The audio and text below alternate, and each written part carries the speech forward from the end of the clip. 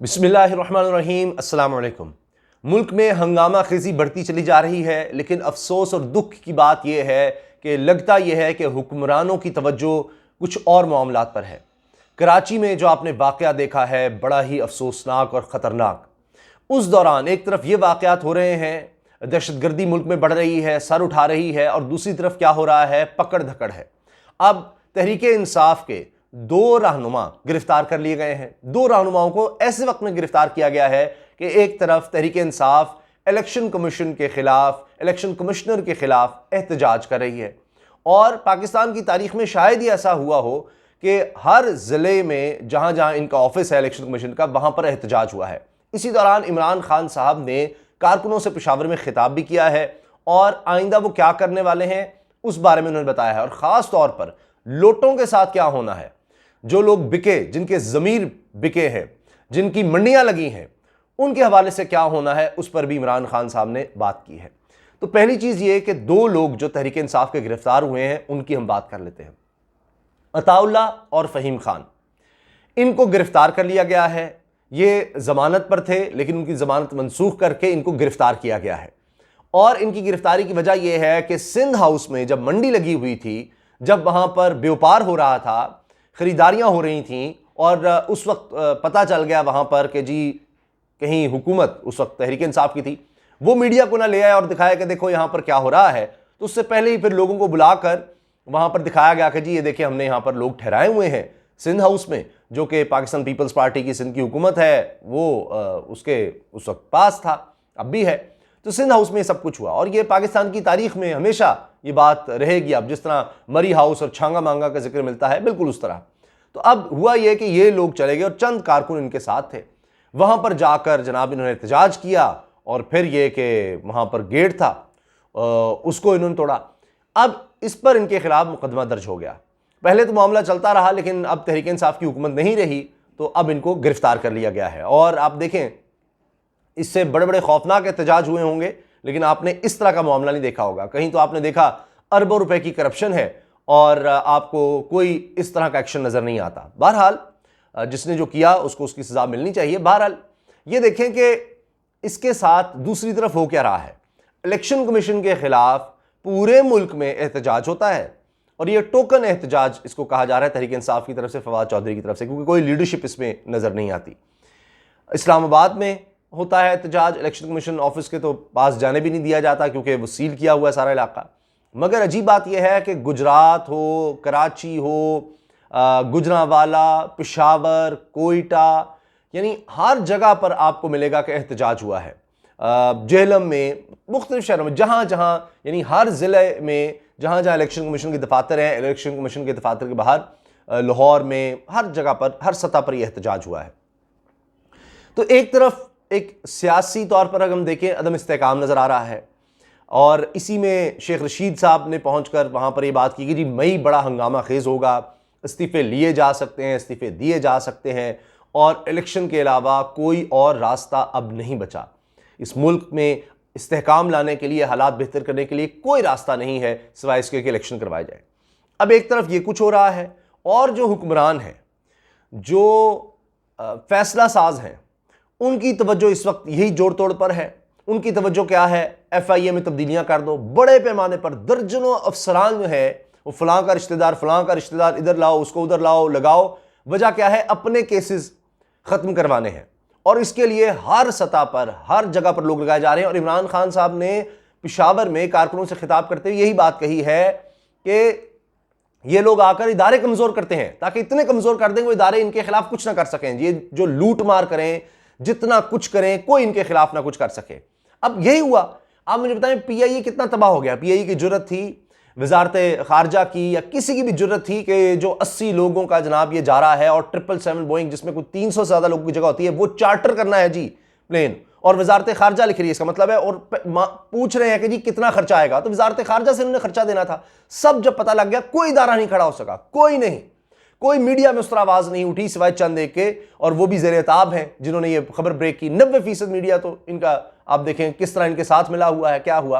और अरशद शरीफ साहब ने पूरी रिपोर्ट चलाई है कि किस तरह से माजी में भी ये हुआ कि पहले मीडिया को खरीदो, अपोजिशन जमातों को खरीदो, और फिर ईरान में, चिली में किस तरह से हुकूमतें गिराई गईं। और इसमें होता यह है कि बराह रास्त आना नहीं पड़ता, और निस्बतन आपके लिए कोई इतने पैसे तो नहीं है, कोई $1 अरब भी अगर आप लगा लें, आप पाकिस्तान में 180 अरब रुपया, तो ये कोई ज़्यादा तो नहीं है, मैं मिसाल दे रहा हूँ।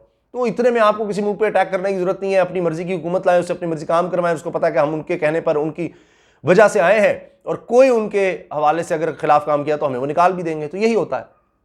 अब आप देखें, जिनको खुश करने के लिए आए थे, क्या वो खुश हो गए? अब जो कराची में खुदकुश हमला हुआ है और उसमें चाइनीज़ को टारगेट किया गया नजर आ रहा है, और पहली दफ़ा ये BLA की तरफ से कहा जा रहा है कि एक खातून जो है खुदकुश हमलावर, उसने ये किया है, इसकी वीडियो भी सामने आ गई है।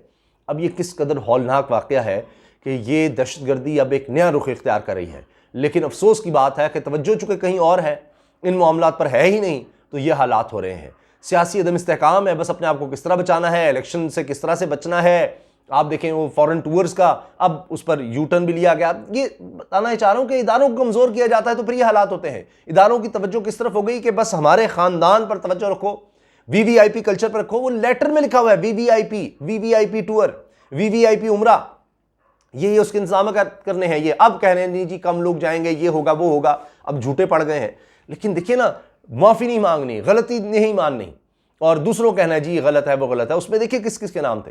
तो तवज्जो किस तरफ है? सारे इदारों को अपनी तरफ लगा देना है, सारे इदारों को अपने मुखालिफिन के खिलाफ इंतकाम पर लगा देना है।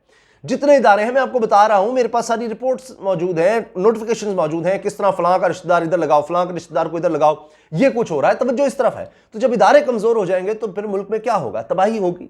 लोड शेडिंग हो रही है। अब आकर देखिए, जो लोग इनकी तारीफें करते थे, अब वो भी ढके छुपे अल्फाज में चंद एक अभी से बदलने लगे। सारे पब्लिक प्रेशर है कि भाई आप सच तो बताओ। तो अब वो कह रहे हैं कि जी ये जो शहबाज शरीफ साहब ने ऐलान कर दिया जी 1 मई से हालात बेहतर देखेंगे, तो वो कह रहे हैं कि जनाब किसको बेवकूफ़ बनाते हैं आप? ये क्या शोबाजियाँ कि आप देखें ईद की छुट्टियां होंगी तो सारी फैक्ट्रियां, सब कारखाने बंद होंगे, तो बिजली की खपत वैसे ही कम हो जाएगी। तो आप किसको इस तरह पागल बना रहे हैं कि जी हाँ 1 मई से हालात बेहतर हो जाएंगे? ये अब कहते हैं जी तेल नहीं लेकर आई, पिछली हुकूमत नहीं लाई जनाब, मेंटेनेंस नहीं थी। वो तो हमाद अजहर साहब ने उसका सारा जवाब दिया है कि ये अपनी नाअहली छुपाने के लिए कर रहे हैं। जो डीजल है वो तो ज़ख़ीरा अंदोज़ी उसकी हो रही है, सारा कुछ हो रहा है, सड़कें किसान ब्लॉक कर रहे हैं। मगर मैं आपको बताऊं कि अगर आप ये भी सोचें कि किसने ये प्लांट लगाए महंगे डीजल के, गैस के, जो एक चीज मुल्क में है ही नहीं, पहले नहीं है, उसी के आप बिजली के प्लांट्स लगा रहे हैं। ये नहीं कि आप डैम्स पर तवज्जो दें, ये नहीं कि आप मुतबादिल ज़राए तवानाई के, रिन्यूएबल एनर्जी पर तवज्जो दें, नहीं। इस तरह के काम जिसमें खांचे लगें, जिसमें जनाब किकबैक्स हों, जिसमें पैसा आए, अपने जनाब जिस तरह हम प्लांट्स लगा सकें, तेल के, गैस के प्लांट्स। आप सोचिए तो सही कितने महंगे, कोयले के। अब सर पकड़ कर बैठे हैं कि जनाब इतना महंगा, इतनी महंगी बिजली, वो भी IMF कहने पर आप महंगी करने जा रहे हैं। इतनी महंगी जो बिजली है, सस्ती बिजली बनाने पर तवज्जो ही नहीं दी। वरना इनकी 5 साल हुकूमत रही, उस शुरू में आकर शुरू किया होता। चले अब 8 साल हो गए इस बात को, 2013 के बाद, अब तक कई कितने डैम्स मुकम्मल हो गए होते, लेकिन नहीं। तो अब बात यह है कि इनकी तवज्जो किसी और तरफ है, इसलिए आप देख रहे हैं कि मुल्क में ये हालात बनते चले जा रहे हैं। और अभी तो और बहुत कुछ, अभी सारी तवज्जो किस तरफ है? इमरान खान के खिलाफ केस बनाओ, इसको किस तरह से पकड़ना है, इसके लोगों को किस तरह से पकड़ना है, गिरफ्तारियां किस तरह करनी है। क्योंकि अब जो लोटे खरीदे तो उनके खिलाफ जनाब लोग निकल रहे हैं। इमरान खान साहब ने वहां पर कहा है पेशावर में कि लोगों के कहने पर, सलार पर, कि भाई यहां से कितने लोग लोटे बने हैं। तो एक ही और फिर वो नूर आलम के खिलाफ जो नारे लगे हैं वहां पर। और इमरान खान ने कहा है कि मैं उस वक्त का इंतजार कर रहा हूं कि ये लोग आएँ और अपने हलकों में जाएं। वो तो जनाब नूर आलम साहब को, जो जनाब किसी को अपोजिशन लीडर और राजा रियाज को जनाब पब्लिक अकाउंट्स कमेटी का चेयरमैन बनाने की बात हो रही है। नहीं, जहां पर देखना है कि कहीं कोई रिश्वत या कोई पैसा तो नहीं चल रहा, वहां पर देखें किस मौसूफ को लगाया जा रहा है, और अपोजिशन लीडर जनाब नूर आलम को। तो ये क्या आलम है? वैसे इन अजीबो गरीब ये सिलसिले हो रहे हैं। और होटल में अगर कोई बुजुर्ग भी कोई आवाज़ उठाए तो उसको जनाब ज़द-ओ-कोब किया जाता है। तो ये अजीबो गरीब सूरत हाल है। इमरान खान साहब जो है वो पीछे हटने को तैयार नहीं है। वो कहते हैं कि कभी भी हम बैरूनी ताकतों पर या इम्पोर्टेड हुकूमत को हम कभी नहीं मान सकते। इलेक्शन कमिश्नर जो है वो इस्तीफ़ा दे दें, इसके अलावा और कोई रास्ता नहीं है। वो जानिबदारी उनकी नज़र आ रही है।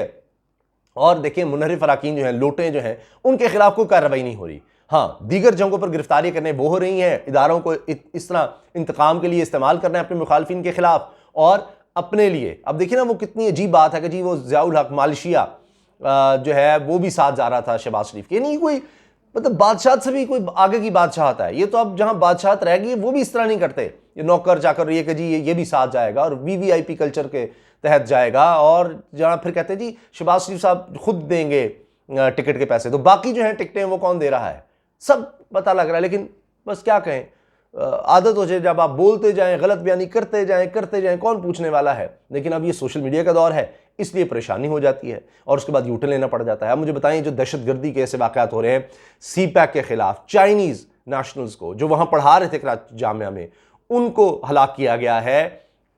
और अब सवाल ये उठाया जा रहा है कि ये जो खुदकुश हमला है जिसकी BLA ने जिम्मेदारी कबूल की है, उनके हमदर्द, उन दहशतगर्दों के हमदर्द तो काबीना में हैं, इस हुकूमत में हैं, तो उनको तो साथ ले जाया जा रहा है सऊदी अरब भी उम्रे के लिए। तो वो हमदर्दों को जब आप साथ ले जाएंगे तो आप किस तरह दहशतगर्दी के खिलाफ कार्रवाई करेंगे? ये सवाल लोग पूछ रहे हैं, इसका कोई है जवाब? ये सवाल पूछे जा रहे हैं। तो आप देखिए ना, तवज्जो बिल्कुल किसी और काम पर है और यहां पर क्या हालात हो रहे हैं। अब मुझे बताएं कि क्या अब साजिशी कहानियां सर नहीं उठाएंगी? यही हुकूमत आई है और सीपैक के खिलाफ जनाब मामला तेज हो गए हैं, और किसको नहीं पता कि जनाब सीपैक खटकता है। चीन यहां पर क्यों अपना रुख बढ़ाए, ये तो होने ही नहीं देना हमने, यहां तो हमारा। तो ये आलमी साजिशें फिर जो होती रही हैं, जिनके सबूत मौजूद हैं, फिर लोग बात करेंगे कि जनाब हुकूमत आई है, अब देखें दहशतगर्दी भी सर उठा रही है, सीपैक की अथॉरिटी भी खत्म हो गई है, सारा कुछ हो रहा है, और जो बाहर का एजेंडा था वो सारा इंप्लीमेंट होना शुरू हो गया है, और उस पर उस तरह से क्या एक्शन होगा? अब ये सिर्फ ट्वीट कर देने से मामला नहीं होगा खत्म। अब देखते हैं कि आने वाले दिनों में क्या होता है। इस बारे में जो भी खबरें होंगी इंशाल्लाह आपको उस बारे में भी आगाह रखेंगे। इजाज़त दीजिए, अल्लाह हाफ़िज़।